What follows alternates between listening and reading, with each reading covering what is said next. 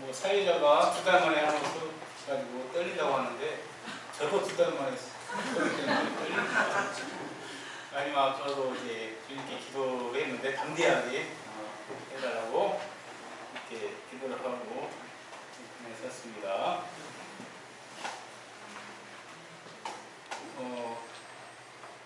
저는 주님을 믿기 전에 믿고 난 후의 삶이 뭐 크게 많이 달라지지는 않았는데 제가 요즘에도 계속 생각하는 게 이 사람들 사이의 그 관계에서 내가 어떤 역할을 했나, 어떻게 해서 화목하게 하는 그런 역할을 했나, 그러면서 이제 후회도 많이 하고 그랬으면 안 되는데, 예전에 그랬으면 안 되는데, 그리고 최근에도 뭐 그러면 안 되는데 그런 생각들을 많이 합니다.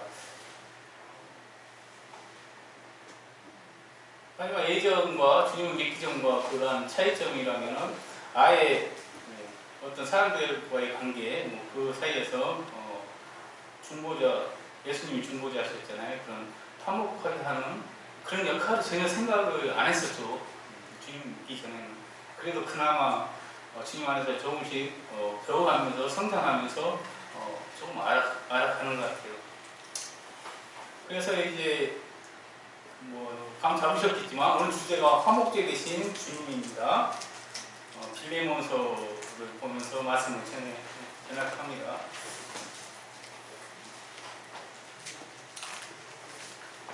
오늘 본문 말씀은 빌레몬서 1장 2절과 5, 6절 그리고 16절인데 같이 읽어보도록 하겠습니다. 1, 2절은 제가 읽고요. 5, 6절은 성도님들이 읽고 16절은 같이 또 읽도록 하겠습니다. 1, 2절 제가 먼저 읽겠습니다. 그리스도 예수를 위하여 갇힌 자들 바울과 및 형제 디모데는 우리의 사랑을 갖는 자요 동역자의 빌레몬과 자매 아키아와 우리와 함께 병사된 아키포와 내 집에 있는 교회에 편지하노니 주 예수와 우리 모두에 대한 내 사랑과 믿음이 있음을 내가 항상 하나님께 감사하고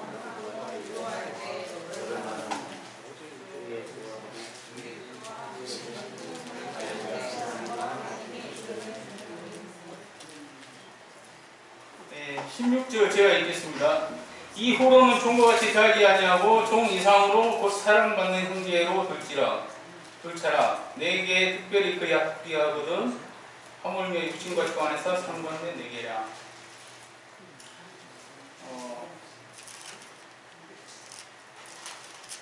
여기 나오는 인물들 바울과 빌레몬 그리고 오네시모를 통해서 화목제 되신 주님에 대해서 생각을 해보도록 하겠습니다. 우선 이제 빌레몬서가 그 차이점이 있죠. 교리적인 것이 없다. 그리고 사도권에 대한 결론 같은 게 없다. 그런 게 있습니다. 이 배경으로 따지면 골로새서 교회에 빌레몬 가정에서 모이는 거죠. 그렇기 때문에 골로새서와 또 같이 볼 필요도 있다. 이렇게 생각을 합니다. 이 편지는 골로새서에 있는 교회에 있는 성도인 빌레몬에게 쓴 편지고요. 또 골로새서는 교회에 썼고 이 빌레몬서는 개인적으로 또 빌레몬에게 썼습니다. 무슨 교회에서 이렇게 배랑하라고도 했지만은 개인적으로 또 빌레몬에게 쓴 거죠. 빌레몬서 내용을 이해하기 위해서 골로새서에 나오는 종에 관한 것, 상전들에 관한 것, 또 그런 신분에 따른 차별에 관한 것이 골로새 교회에 굉장히 현실적인 문제들이기 때문에 빌레몬서에서 오네시모가 종이었잖아요, 노예였잖아요. 그래서 골로새서와 함께 보는 것도 이해가 된다, 이해하기 좋다, 그렇게 말씀을 드릴 수 있겠습니다. 이번 주제와 같이 빌레몬서에 나오는 믿음의 선배 세 사람, 바울과 빌레몬, 그리고 오네시모를 생각하면서 화목 요청하신 주님을 기억하는 그러한 시간이 되었으면 합니다. 먼저 사도 바울에 대해서 말씀을 전하자면 1절에서 사도 바울은 갇힌 자가 된 바울이라고 되어 있습니다. 바울 형님은 이제 전도를 하면서 많은 고난을 받았는데 전도 중에 해당에서 쫓겨나기도 하고 이고니온에서 돌에 맞아서 죽은 줄 알고 끌어내지기도 하고 빌립보에서 옥에 갇히기도 했습니다. 이에도 수없이 많은 고난을 당했죠.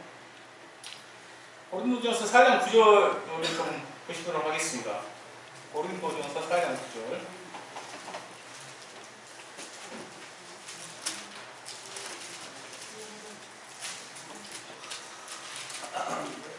9절 제가 읽겠습니다. 내가 생각하건대 하나님이 사도인 우리를 죽이기로 작정된 자 같이 끄트머리에 두셨으니 우리는 세계 곧 천사와 사람에게 구경거리가 되었노라. 4장 9절의 배경은 로마 군인들이 전쟁터에 나가서 이제 이기고 돌아옵니다. 군인들은 이제 전쟁터에서 돌아올 때 승리의 개선 행진을 하게 되는데 그때 노량물도 가져오고 포로들도 끌고 오죠. 노량물들은 이제 먼저 앞에 수레에 싣고 올 것이고, 제일 먼저 군인들이 올 것이고, 그 다음에 노량물 가져오고, 그리고 이제 포로들을 데리고 오는데 그 포로들은 줄에 묶어가지고 그 행진의 제일 끄트머리에 데리고 옵니다. 그 행진 끄트머리에 오는 그러한 사람들에게 이제 구경거리가 되겠죠. 이 같은 상황에 비유해서 사도 바울이 그런 상황에서 그와 같은 상황에서 고난을 받으며 살았고 그런 상황에서도 사도 바울이 세상 사람들에게 알고 싶은 것은 그리스도 예수였다. 이걸 알 수가 있습니다. 10절에 보면은 고린도전서 4장 10절에 보면은 우리는 그리스도 때문에 어리석으나 너희는 그리스도 안에서 지혜롭고 우리는 약하나 너희는 강하고 너희는 존귀하나 우리는 비천하여. 이걸 이제 저희 입장에서 다시 생각해보면 그리스도 예수를 전하는 우리는 그리스도 때문에 어리석으나 비전교회 성도는 그리스도 안에서 지혜롭고 그리스도 예수를 전하는 우리는 약하나 비전교회 성도는 강하고 비전교회 성도는 존귀하나 그리스도 예수를 전하는 우리는 비천하여. 바로 이 시각까지 우리가 죽이고 목마르고 헐벗고 메마르며 정처가 없고 또 수고하여 친인 손으로 일하며 모욕을 당한 적 축복하고 박해를 받은 적 참고 비방을 받은 적 공면하니 우리가 지금까지 세상의 더러운 것과 만물의 찌꺼기같이 되었다. 그리스도 안에서 1만 스승이 있을 때 아버지는 많지 아니하니 그리스도 예수 안에서 복음으로써 너희를 낳았습니다. 사도 바울은 세상의 끄트머리에서 웃음거리가 되면서 조롱당하면서 고난을 당하면서 복음을 전했는데 누구를 위해서요? 예수를 위해. 세상 끝에서 쓰레기 취급받고 믿지 않는 사람들에게 그랬겠죠. 설거지 이후 나오는 찌꺼기 취급을 당해도 그리스도 예수를 위해서 복음을 전했다는 것입니다. 그리스도 예수가 무슨 뜻인지 우리 성도님들 거의 다 아시죠? 대부분 아실 것입니다. 그리스도가 기름 부은 자, 메시아라는 뜻이잖아요.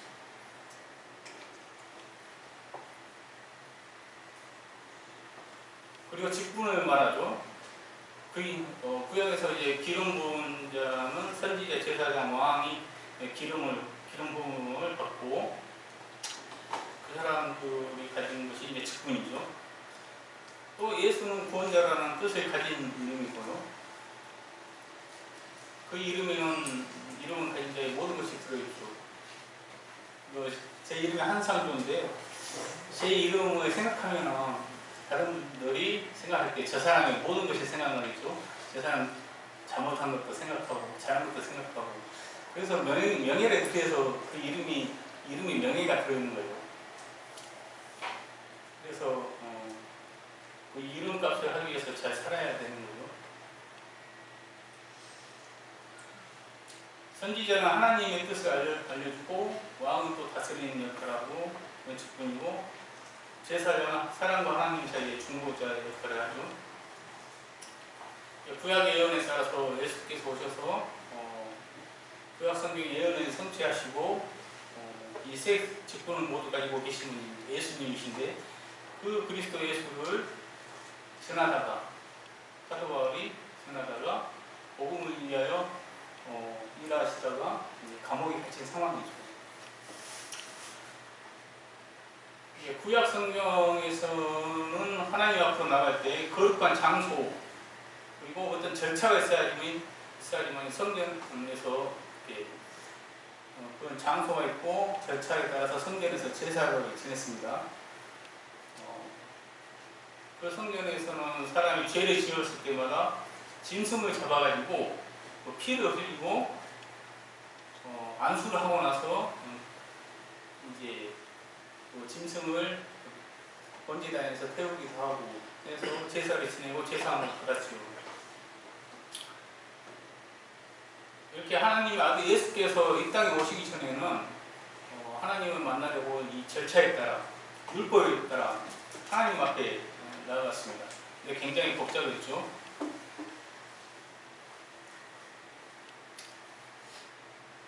아브라함은 토단에 쌓고 하나님께 나가서 제사를 드렸고 모세는 돌단에 쌓고 광야에서는 성막에서 또 그 위에는 사람이 만든 성전에서 이제 하나님 앞에 나아가면서 이런 절차에 따라서 제사를 지냈습니다. 하지만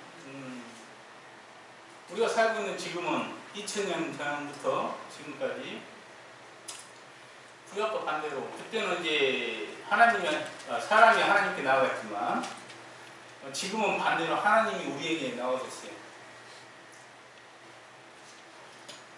위에서 내려오셨죠. 우리에게 하나님이신 그의 아들을 사람의 형상으로 이 땅에 보내셨습니다. 고린도서에서 1장 20절에는 예수의 십자가의 피로 화통을 이루사 만물 그 땅에 있는 것들이나 하늘에 있는 것들이 그로 말미암아 그 아들로 말미암아 자기와 화목하게 되기를. 여기서 자기는 아버지 하나님입니다. 아버지와 화목하게 되기를 기뻐하십니다. 우리를 하나님과 화목하게 하시기 위해 아들을 보내셨고 악한 행실로 멀리 떠나 마음으로 원수가 되었던 너희를 화목하게 하신 거죠. 우리는 하나님과 원수였는데 그 원수였던 우리를 하나님과 화해하게 하신 거죠. 마태복음 11장 28절에 보면 무거운 짐진 자들아 다 내게로 오라 내가 너희를 쉬게 하리라. 나는 마음이 온유하고 겸손하니 나의 멍에를 메고 내게 배우라. 그리하면 너희 마음이 쉼을 얻으리니. 이사야서 42장 3절과 마태복음 12장 20절에는 상한 갈대를 끄지 아니하며 꺼져가는 심지를 끄지 아니하기를 심판에 이를 때까지 하리니. 이렇게 나와 있습니다.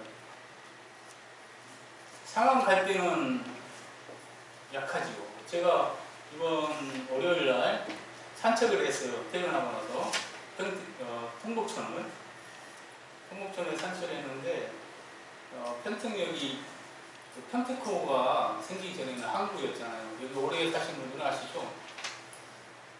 그래서 철도가 이렇게 나 있거든요. 물류 수송위에서. 그래서 여기 갈대가 많습니다. 이 통곡천에. 옛날에 바닷물이 다 들어왔기 때문에. 그 통곡천에 산책할 때 보니까 갈대가 비 온 후라서 그런지 엄청 잘 자랐어요. 정말 이렇게 싱싱하게 잘 자랐더라고요. 근데 그렇게 잘 자라는 갈대가 이 짐승들이 지나가거나 뭐 약간 새들이 쪼거나 그러면 이제 꺾이는 거죠. 우리의 삶 속에서도 우리 마음에 어떤 사탄이 들어와가지고 어렵게 할 수가 있어요. 이 상황과 때처럼 꺾이기도 하고 그렇게 될 수가 있죠.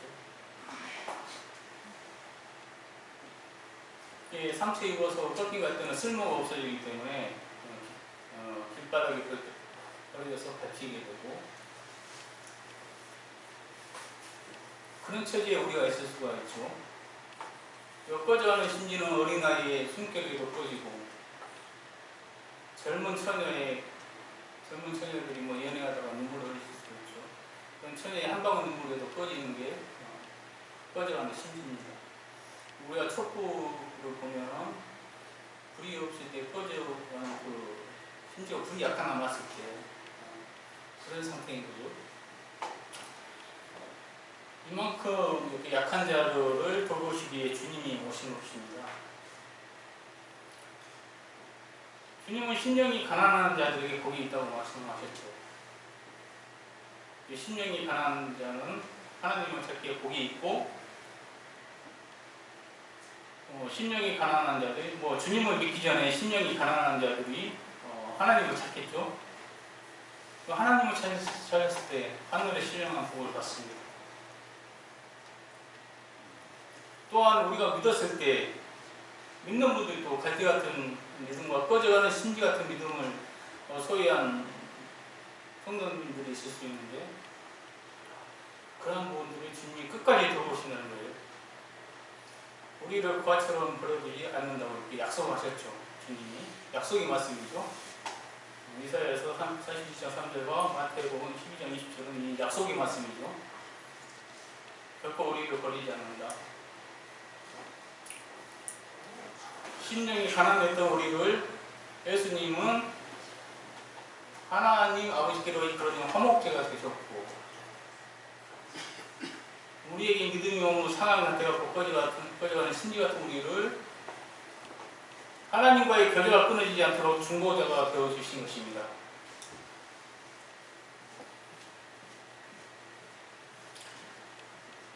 사도 바울 형님이 이런 그리스도 예수를 사람들에게 전했던 거죠. 화목제가 되신 예수 그리스도. 이제 빌레몬에 대해서 한번 생각을 해보겠습니다. 빌레몬은 예수님을 직접 본 적이 없다고 합니다. 그렇지만 이렇게 믿음의 선배들을 통해서, 사도 바울을 통해서, 다른 성도님들을 통해서 이제 예수 그리스도의 희생과 하나님의 사랑을 배웠죠. 빌레몬이. 그러나 빌레몬이 어떻게 십자가 사랑을 드러내고 있는지 이 빌레몬서를 통해서 알 수가 있습니다. 빌레몬은 그의 아내 아비야 그리고 아들 아키포가 있죠. 2절에서 보면은 빌레몬의 집에 있는 교회라고 나와 있습니다. 빌레몬의 집에 있는 교회, 골로새 교회죠. 가정을 개방해서 성도들이 이런 게 쉽지가 않은데 이 가정을 개방해서 교회를 이루었습니다. 가정을 개방할 때 자매가 주님을 향한 헌신이었다면 형제가 아무리 이렇게 머리 잡기도 멀 수가 없습니다. 그런 자매를 아내로 데리고 있었고 또 빌레몬의 자녀 아키포는 주 안에서 가르침을 잘 받아가지고 골로새 교회에서 직분을 또 가지고 있었죠. 5절의 말씀을 볼 때 5절 제가 한번 보겠습니다. 주 예수와 및 모든 성도에 대한 내 사랑과 믿음이 있음을 들으니 주 예수와는 하나님과의 수직적인 교제 관계를 말합니다. 모든 성도에 대한 내 사랑과 믿음은 수평적 교제를 보여주고 있습니다. 그것은 십자가를 연상하게 하죠. 주 예수와 성도에 대한 사랑은 십자가 지신 예수 그리스도로 말미암는 것입니다. 십자가는 화목입니다. 십자가로 우리는 화목함으로써 성도의 연합으로 영생의 복을 받습니다. 시편 133편 한번 보겠습니다. 시편 133편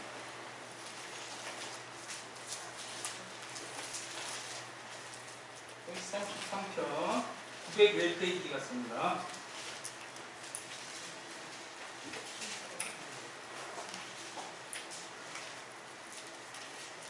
다윗의 시 곧 성전에 올라가는 노래예요.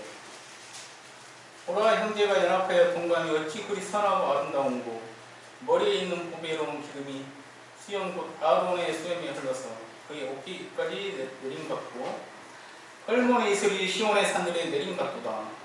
거기서 여호와께서 복을 명령하셨나니 곧 영생이로다.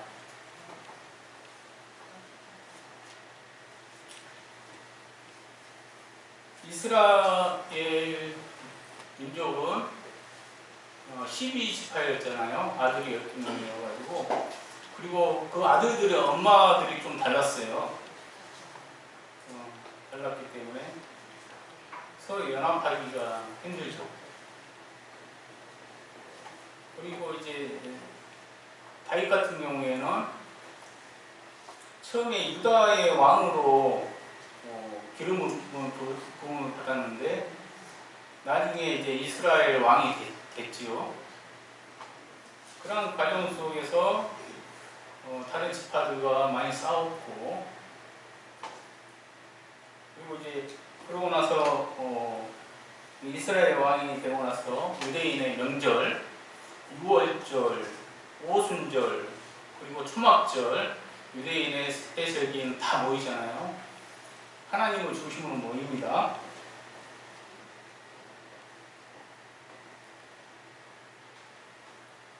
그 전에 이렇게 싸우고 그랬던 그런 유대인들이 이스라엘 민족들이 이렇게 한자리에 모이게 됐습니다.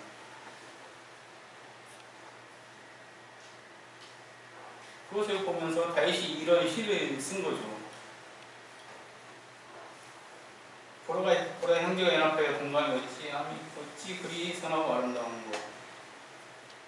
이제 이스라엘 왕이 되어서 이제 하나님을 중심으로 성전에 모입니다. 12지파의 사람들이 세계 각지에 떨어져 있다가 헤어져 있다가 이제 하나가 되어가지고 이렇게 모이는 거예요. 그리 선하고 아름다운 거. 머리에 있는 보배로운 기름이 수염 곧 아론의 수염에 흘러서 그의 어깨까지 내림받고 이건 비유지만 아론은 대제사장이었잖아요. 제사장은 기름 부음을 받음으로써 이렇게 제사장이 되는데 기름 부음은 기름은 성령을 상징하죠. 풍성한 성령의 은혜 이것이 흘러서 그의 옷깃까지 내림받고 헐몬의 이슬이 시온의 산들에 내림받도다. 헐몬산이 높이가 2,800m 정도 약간 넘는 것 같습니다. 헐몬산에는 만년설이 있습니다. 그리고 큰 물이 그 만년설이 녹아서 흘러내려가지고 갈릴리 바다에 흐르고 요단을 흘러서 사해까지 흘러내려간다고 합니다. 온 이스라엘 땅을 다 적시는 거죠. 거기서 여호와께서 복을 명령하셨나니 곧 영생이로다. 모든 형제가 연합해서 모여있는 곳에 여호와께서 복을 주셨습니다. 그것이 영생인데 우리가 죽고 나서 영생이 아니라 형제가 연합하여 동거하면서 같은 뜻을 가지고 있을 때 그것이 영생이라고 시편 133편은 말씀하고 있습니다. 하나님은 영원하신 분이고 영원하신 하나님과 함께하는 삶 그것이 영생이라고 이렇게 말씀하고 있습니다. 빌레몬 가정의 헌신에 대해서 한번 말씀드려볼까 싶습니다. 빌레몬이 교회에 믿음의 교제 장소를 기쁘게 제공했고 다른 성도들에게 평안함을 주고 기쁨과 위로가 되며 그런 것을 봤을 때 좀 배울 점이 많다고 생각이 듭니다. 그래서 8절에 보면 이름으로가 나오는데 이런 접속사가 나오는데 이런 이유 때문에 이렇게 화목한 교회가 되고 빌레몬이 어떻게 했는지를 알기 때문에 이러기 때문에 사도 바울과 빌레몬이 서로 믿음 안에서 신뢰가 있고 어려운 말도 하는 거죠. 이제 신뢰가 있으니까. 그래서 이제 오네시모에 관련한 이 어려운 문제를 편하게 말할 수 있었던 것 같습니다. 당시 노예는 재산이었고 재산에 손해가 생길 수 있는 것이었지만 그리스도 사랑 안에서 사랑과 존중을 바탕으로 편하게 말할 수 있었던 것 같습니다. 우리 평택 기존교회에도 빌레몬을 닮은 우리 교회 형제자매들이 있습니다. 그런 분들이 있었기 때문에 이 평택 기존교회가 이렇게 세워진 겁니다. 고로새 교회가 빌레몬의 집에 모인 것처럼 기존교회 성도님들도 주기도 형제님 댁에서 모여서 예배를 드렸었고 또 다른 모든 성도님들의 물질적인 그리고 다른 희생들을 통해서 이렇게 예배당을 저희가 도입을 하게 되었고 그래서 이 장소에서 예배를 드릴 수 있게 된 것입니다. 빌레몬에 대해서 묵상을 하게 되면서 우리 교회 성도님들은 생각 안 할 수 없겠더라고요. 당연히 그냥 자연스럽게 생각이 났습니다. 그리고 이제 이런 교회에서 우리가 신앙생활을 하고 있다는 것에 대해서 또 행복하다는 그런 마음이 들었습니다. 이제 오네시모에 대해서 한번 말씀을 드려볼까 합니다. 16절에 보면 이 후로는 종과 같이 대하지 아니하고 종 이상으로 곧 사랑받는 신대로 들 자라. 내게 특별히 그하거든 하물며 육신과 주 안에서 승부하는 내게라.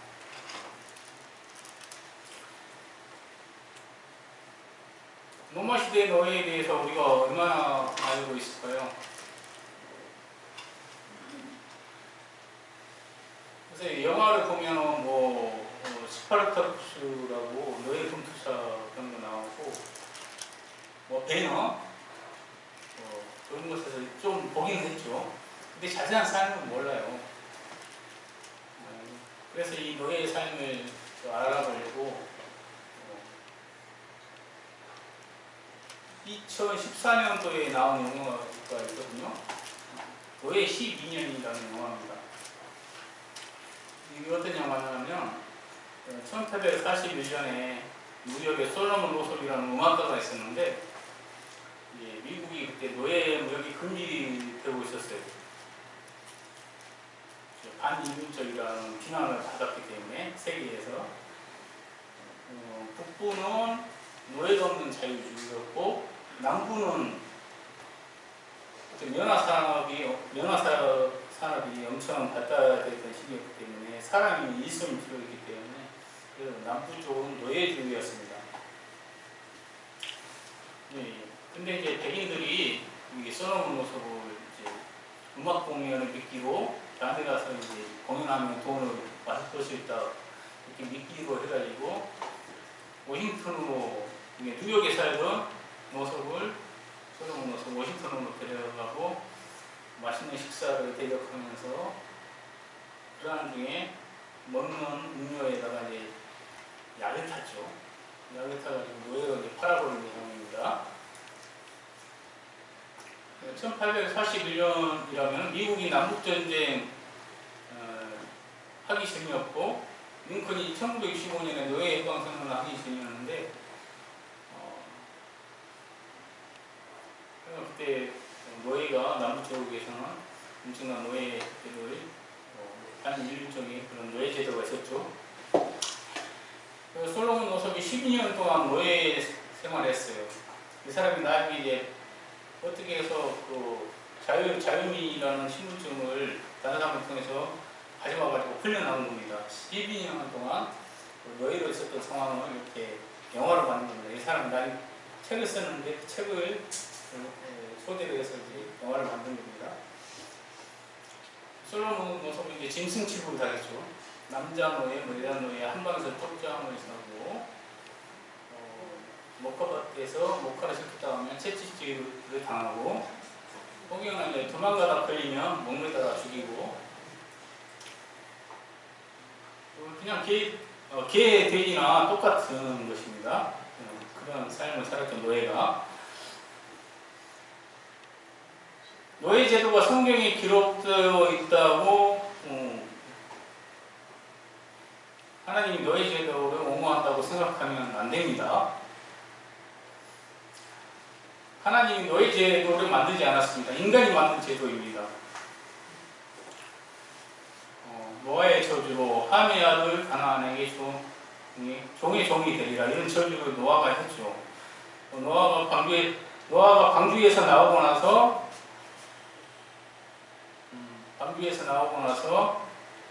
포도주를 마시고 취해서 자고 있을 때 함이 그걸 보고 밖에 나가서 이렇게 말을 한 거죠.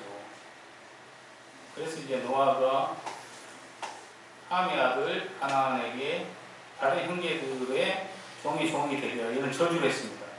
그때부터 노예 제도가 나온 겁니다. 하나님이 절대 만드는 내용이 아닙니다. 1300년대 영국의 존 볼이 말하기를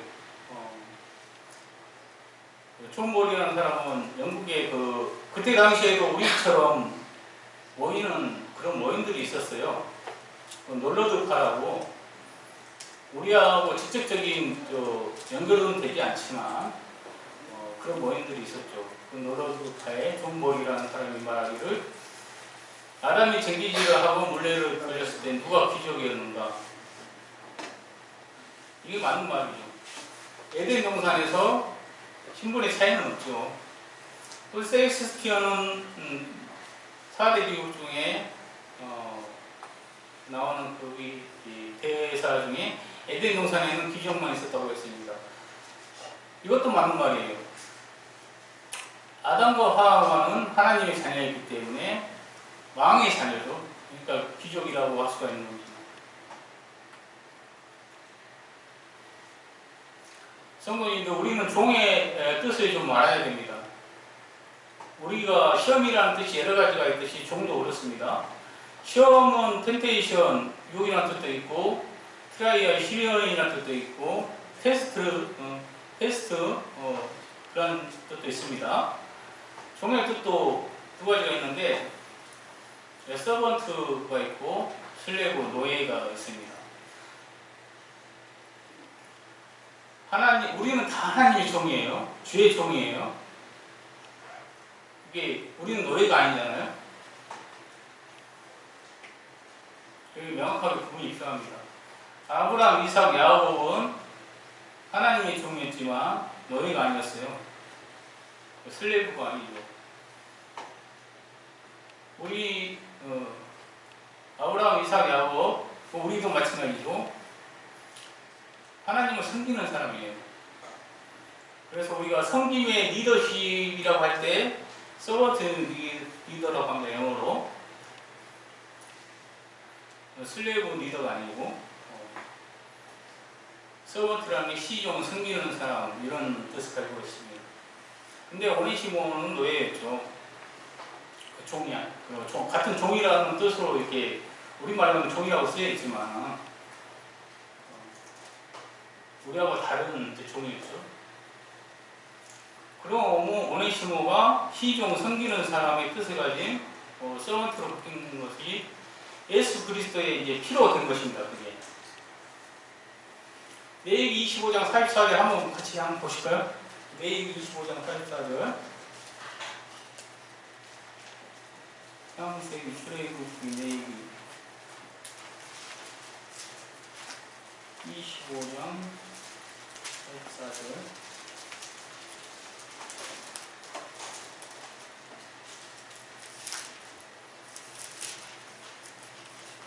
다 보시고 있습니까? 제가 읽어볼게요. 내 종은 남녀를 막론하고 내 사방 이방인 중에서 취하였으니 남녀 종은 이런 자 중에서 서할 것이며. 내에게 이런 내용이 있습니다. 이런 내용이 있다고 하나님이 노예 제도를 인정했다고 말할 수는 없습니다. 그 앞쪽에 보면은 같은 이스라엘 사람들 중에서 이렇게 노예를 삼지 말라고 그런 내용이 있습니다. 이스라엘 민족의 공동체를 위해서 보호하기 위해서 인간의 제도가 그런 제도가 있으니까 그걸 그냥 그대로 두신 겁니다. 하나님께서 노예 제도를 인정한 것이 아니라.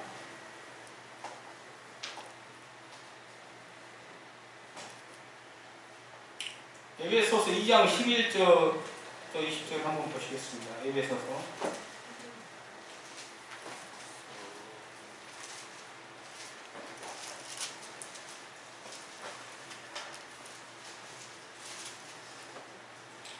에베소서 2장 11절에서 20절까지인데 좀 길기 때문에 제가 그냥 읽겠습니다.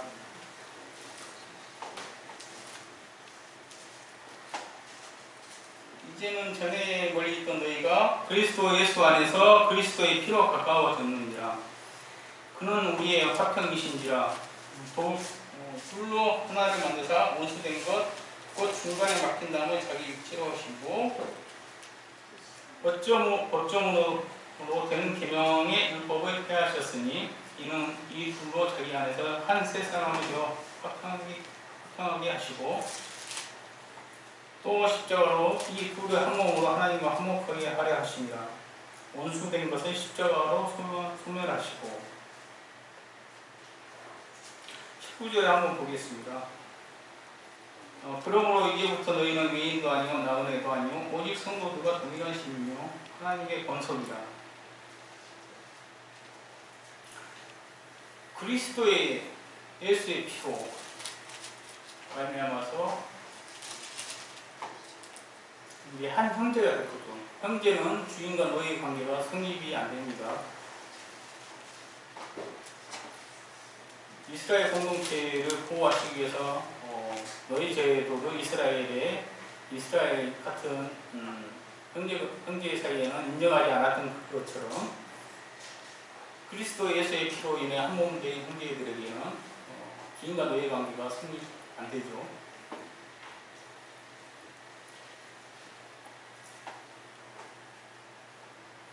골로새서 3장 9절에서 14절을 보겠습니다.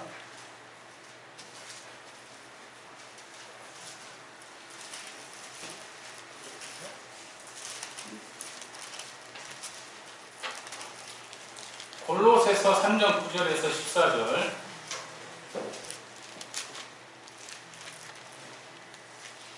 너희가 서로 거짓말을 하지 말라. 옛사람과 그 행위를 벗어버리고 새 사람을 입었으니 이는 자기를 창조하신 이의 형상을 따라 지시기까지 새롭게 하심을 입은 자니라. 거기에는 헬라인이나 유대인이나 할레파나 모할레파나 야만인이나 수구디아인이나 종이나 자유인이 차별이 있을 수 없나니 오직 그리스도는 만유시요 만유 안에 계십니다. 그리스도 안에 있는 사람들에게는 차별이 없다고 이렇게 성경은 말씀하십니다. 이것을 볼 때 하나님의 사랑은 인간이 만든 모든 제도를 극복할 수 있다. 이걸 제가 깨달을 수 있었습니다. 빌레몬과 오네시모의 관계를 보면서 하나님 안에 사는 사람은 화목제 대신 예수 그리스도를 본받아 서로 성김의 관계가 되는 것을 알게 됩니다.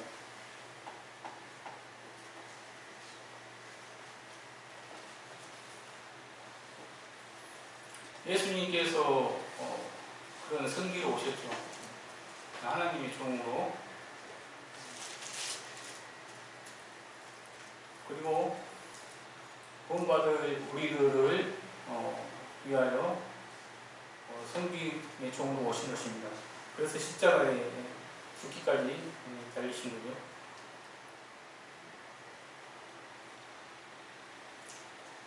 미국이 아까 솔로몬 노섭이 1841년에 그 노예 생활을 했다고 하는데, 미국의 노예 제도가 이렇게 있을 때 1830년대 영국에 조지 뮬러 형님 계셨죠? 네, 조지 뮬러 형님이 처음에 사역하실 때는 꼭 우리 모임에서만 한 건 아니고 여기저기 다른 데서도 사역하셨어요. 네, 그 교회에서 사역을 할 때 보니까 자릿세를 받고 있는 거예요. 자릿세를. 돈 있는 사람은 맨 앞자리를 자기 자리로 이제 찜해가지고 돈을 먼저 내고 이렇게 이제 자릿세를 받고 다 맡아두는 거예요. 그래서 이제 귀가 들리지 않고 늙고 돈 없는 사람이 안 들리니까 앞으로 올라오고 그래도 말씀을 드릴 수가 없죠. 그 사람은.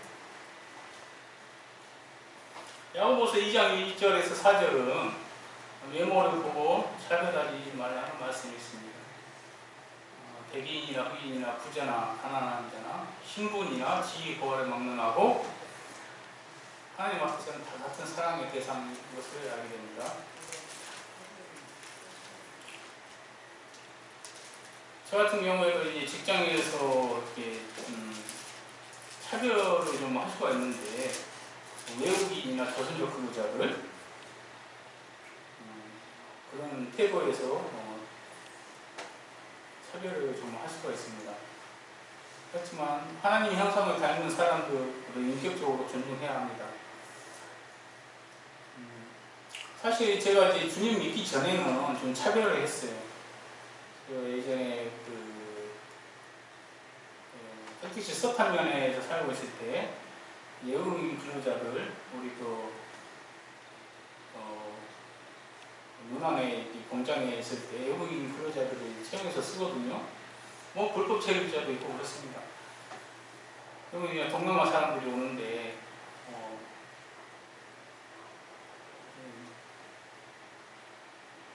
정말 그 사람들한테 인격적으로 밑에 사람이라고 생각하고 막 이렇게 함부로 대하게 되더라고요. 그때 당시에. 하라는 거 말도 잘 안 통하고 그러니까 뭐 하라는 거 했는데 잘 못하고 그러잖아요. 그럼 화도 낼 때 있고.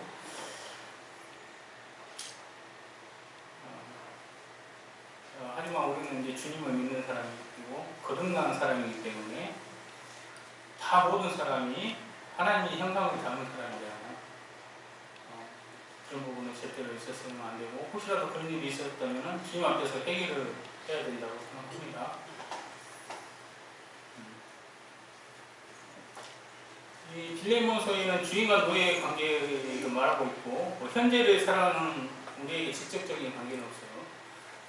빌레몬서에서는 슬레브잖아요. 우리는 이제 하나님의 종 서번트고, 그래서 이제 직접적인 관계는 없지만, 고린도서 3장 22절에 보면 이런 말씀들이 있잖아요. 종들아 모든 일들이 육신의 상대들에 순종하되 사람을 기쁘게 하는 자와 같이 눈가리만 하지 말고 오직 주를 두려워하여 성실한 마음을 가라. 그리고 고린도서 4장 1절에서는 상전들아 우와 공평을 종들에게 베풀지니 너희에게도 하늘의 상전이 계심할지어다. 저 같은 경우에도 이제 육신의 상견들도 있고, 저는 이제 중간 관리자니까 육신의 상견도 있고, 밑에 사람들도 있죠. 일꾼들도 있고, 이 두 가지가 다 해당이 됩니다. 우리가 지금은 다 계약 관계고, 직장 생활 하는 게 자기가 자발적으로 하는 거잖아요. 자유롭게 못 있을 수도 있고, 그럴 수는 있어요. 하지만, 하나님은 또 질서의 하나님이시고 질서에 또 순종하기 원하시고 그런 것을 봤을 때 어떻게 행동을 해야 되는지 이것도 생각해보고 이렇게 해야 된다고 저는 생각합니다. 저에게 이제 좋은 가르침이기 때문이죠. 그래서 이제 주님의 말씀이 우리 발길에 등 위에서 밝혀주시는데 항상 이 말씀들이 우리가 어떻게 살아가야 될지를 알려주시는 것 같아요.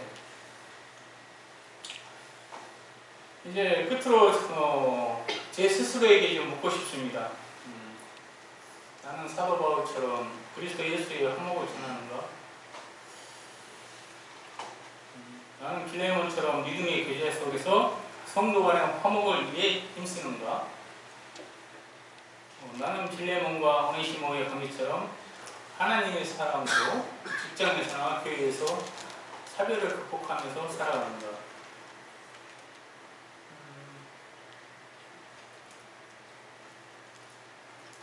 이 세 가지는 그리스도인으로서 끊임없이 신경 쓰면서 이렇게 하면서 제가 살아야 될 것 같아요. 아직도 많이 부족하고 순간순간 육신적인 것들이 나오기도 하고 그렇습니다. 참 빌레몬처럼 성도들과의 교제가 영생으로 인도되도록 하는 그런 부분이 필요할 것 같습니다. 주님과의 동행을 성도들과 나누어야 합니다. 주님의 성품을 나타내므로 세상과의 다리가 되어야 합니다. 나와 좀 다른 사람들이라고 차별하지 말아야 합니다. 고린도후서 5장 18절에서 26절 같이 한번 읽고 마치도록 하겠습니다.